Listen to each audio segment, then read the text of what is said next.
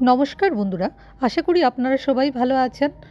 আজ আমি নিয়ে এসেছি দারুণ স্বাদের প্লাম কেক রেসিপি। তো রেসিপিটি কিভাবে তৈরি করছি দেখে নিন। আর আমার চ্যানেলে নতুন হয়ে থাকলে চ্যানেলটি সাবস্ক্রাইব করে পাশে থাকা বেল আইকন সমেত চ্যানেলটি সাবস্ক্রাইব করে রাখার অনুরোধ রইল। আর আমার নতুন বন্ধু পুরনো বন্ধুদের আমার পাশে থাকার জন্য জানাই অসংখ্য ধন্যবাদ। তো চলুন রেসিপিটা কিভাবে তৈরি করছি দেখে নিন। এখানে আমি কিছু ড্রাই ফ্রুটস ছোট ছোট করে চপ করে নিয়েছি। এখানে নিয়েছি শুকনো খেজুর, এখানে নিয়েছি চেরি, নিয়েছি চীনাবাদাম, রোস্টেড চীনাবাদাম, এখানে নিয়েছি কিশমিশ, নিয়েছি চারমগজ, নিয়েছি আমন্ড কুচি আর কাজু কুচি,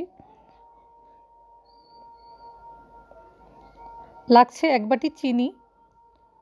আমি এটা আটা দিয়ে করছি। এক বাটি আটা নিয়েছি, এক প্যাকেট অরেঞ্জ ফ্লেভার ইনো, নিয়েছি 1 কাপ বাটার, আর নিয়েছি 1 কাপ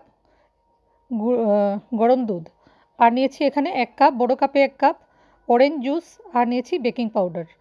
চলুন রেসিপিটি কিভাবে তৈরি করছি দেখুন। আপনাদের সবার কাছে অনুরোধ রইল একটা লাইক করে রেসিপিটি সম্পূর্ণ দেখবেন। প্রথমেই আমি কিছু শুকনো মশলা আমি রোস্ট করে নিচ্ছি। এখানে নিয়েছি দারচিনি, একটা এলাচ আর একটা লবঙ্গ। আপনারা স্টার এনিস থাকলে দিতে পারেন। প্রথমে একটা ফ্রাই প্যানে আমি 1 কাপ অরেঞ্জ জুস দিয়ে দিলাম। এখন কিছু ড্রাই ফ্রুটস এটার মধ্যে দিয়ে দিব।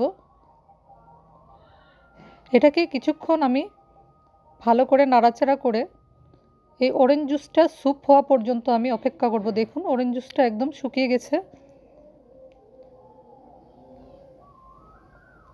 খুব সুন্দর এটা অরেঞ্জ জুসটা স্যুপ করে নিয়েছে। এখন আমি ওই প্যানটাই পরিষ্কার করে এটার মধ্যে আমি চিনিটাকে ক্যারামেল করে নেব। সামান্য একটু জল দিয়ে চিনিটা আমি ক্যারামেল করব। দেখুন চিনিটা আমার ক্যারামেল করা হয়ে গেছে।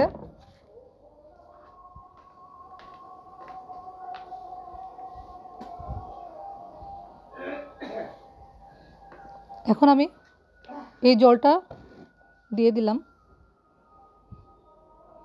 জল দিয়ে আমি একটু পাতলা করে নিলাম। এখন একটা বাটিতে আমি এই স্যুপ করা ড্রাই ফ্রুটসগুলো নিয়ে নিলাম, যেটা আমি এখন করেছি।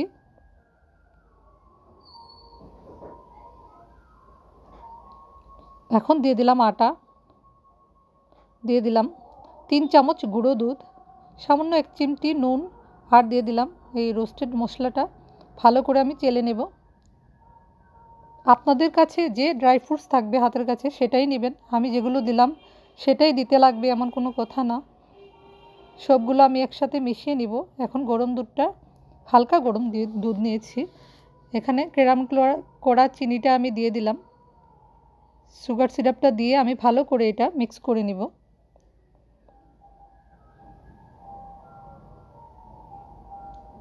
গুঁড়ো দুধ দেওয়ার কারণে এটা কেকটা খুব সুন্দর সফট হবে। ভালো করে মিশিয়ে নিতে হবে।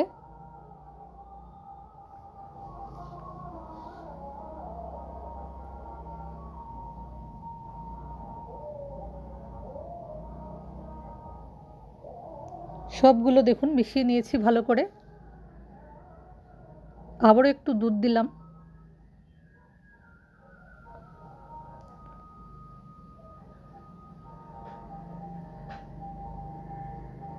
এখন মেল্টেড বাটারটা দিয়ে দিলাম। ভালো করে মিক্স করে নিব।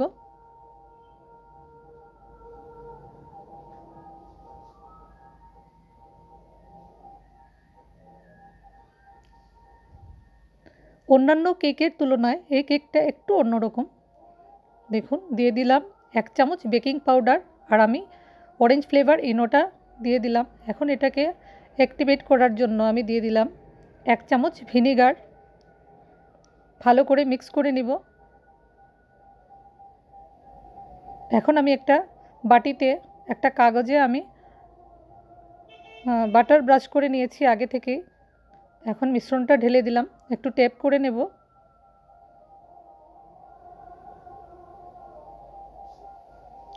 এখন আমি আগে থেকে একটা প্যানে আমি এটা গরম করে রেখেছিলাম, এটা আমি দিয়ে দিলাম আমার এটা কেকটা করতে সময় লেগেছে 1 ঘন্টা। এখন দেখুন আমি একটা ছুরি দিয়ে 1 ঘন্টা পর ফিরে এলাম। এখন দেখুন আমার কেকটা একদম রেডি। একটা ছুরির সাহায্যে আমি দেখিয়ে দিলাম কেকটা একদম রেডি। এখন এটা আমি 10 মিনিট ঠান্ডা হওয়ার জন্য রেখে দিয়েছিলাম। এখন কিনারগুলো কেটে আমি উল্টে দিলাম কেকটা একটা প্লেটে। খুব সুন্দর হয়েছে কেকটা, দেখুন খুব সুন্দর হয়েছে কেকটা, একদম সফট স্পঞ্জি হয়েছে কেকটা, আর খেতেও এটা দুর্দান্ত হয়েছিল। আপনারা একবার হলেও এই কেকটা বানিয়ে দেখবেন, আশা করি আপনাদের খুব ভালো লেগেছে। দেখুন খুব সুন্দর হয়েছে কেকটা।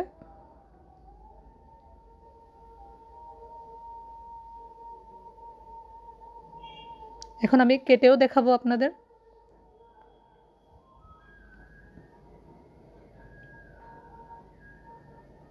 দেখুন কেটে দেখাচ্ছি। দেখুন কেকটা খুব সুন্দর সফট হয়েছে, একদম কেটে দেখাচ্ছি। এই দেখুন খেতেও দারুণ হয়েছে। যদি রেসিপিটা ভালো লেগে থাকে তাহলে লাইক করে দেবেন একটা করে। কমেন্ট বক্সে অবশ্যই জানাবেন আপনাদের কেমন লাগলো, সবার সাথে শেয়ার করবেন। আজ এই পর্যন্ত, আরও একটা নতুন রেসিপি নিয়ে চলে আসব। ভালো থাকবেন, সুস্থ থাকবেন।